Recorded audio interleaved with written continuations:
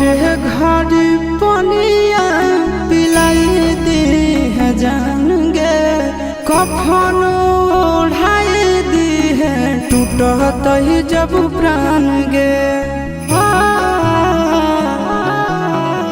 मोरे घर पनिया पिलाई दी है जान गे, कफन ओढ़ाई दी है टूटत ही जब प्राण गे।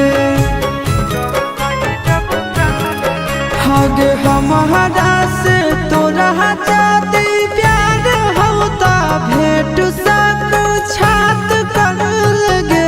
हगे सोनाया गावा हो भरती पाटनवा में आके